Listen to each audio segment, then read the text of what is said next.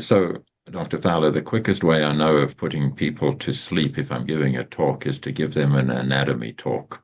And for musculoskeletal ultrasound, you're not only having to go back to school to learn those names that you forgot, especially for someone who's not necessarily a musculoskeletal physician immediately, and then in turn to translate all those blips and lines into anatomical terms. So aside from plunging right in and just learning by fire, how do you best get started if you're going to do musculoskeletal ultrasound? What are your resources then? Yeah, I think it's multifactorial. A lot of us that do a lot of ultrasound are completely self-taught. Most of us have never taken a formal course. With that said, if you want to jump in, the ASSH has a course, a pre-course or post-course every year. There's been one at the AAHS, and there's some other kind of organizations around the country that will do some ultrasound courses for you. The beauty of ultrasound is, as you mentioned earlier, everyone seems to have one in their offices or in the OR. Anesthesia always has them around, whether it's the one around their neck that they might not want you to use, or the cart-based systems do their blocks. I tell people, come in early. So come in 15 minutes early to the OR, stay 15 minutes late, ask the anesthesia team if you can borrow their ultrasound, and then just start looking at things. Put it on your wrist, see if you can see the tendons, see if you can see your nerve. Start with simple things. When we think about the clinic and say you have an ultrasound floating around that maybe your physiatrist partners have or someone else, pick out 1 or 2 patients a day that you're going to use ultrasound for. Do not try to use it in everyone. You'll drive yourself crazy. You'll be 2 hours behind. You'll drive your staff nuts.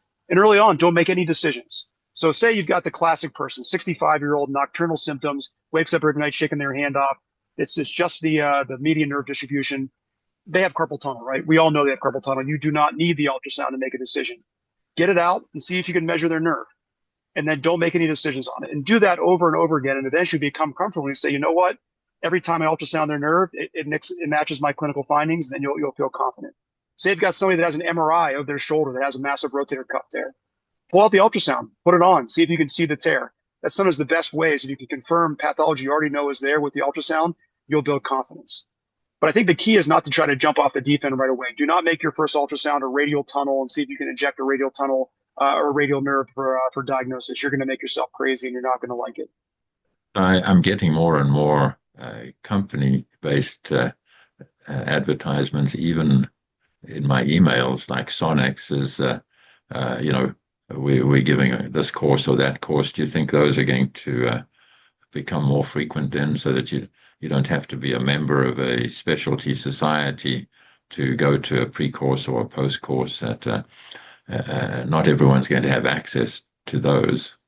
I think the company-led ones are actually very good. I've actually taught at the Sonics course a few times, and they're trying to sell their devices, obviously, but I think they do a really good job because they understand that if surgeons don't feel comfortable with the anatomy and actually visualizing the anatomy, we're not going to use their device. So you may spend an 8-hour course. Sonics will actually fly you up to Eagan, Minnesota, and do a course for you, almost one-on-one, with the hopes they'll use their device. But they go through 8 hours of a lot of other things before they actually have you test their device. So I agree that's an excellent way to kind of get in if you don't have access to some of the pre or post courses. Thank you for tuning in, and I hope this conversation has given you a preview of what's ahead at SMA's annual Scientific Assembly in Houston this year in November. We've built an engaging program designed to inform you, inspire you, and connect you with colleagues. Visit sma.org or scan the QR code to explore the full agenda and register. We would be delighted to have you join us.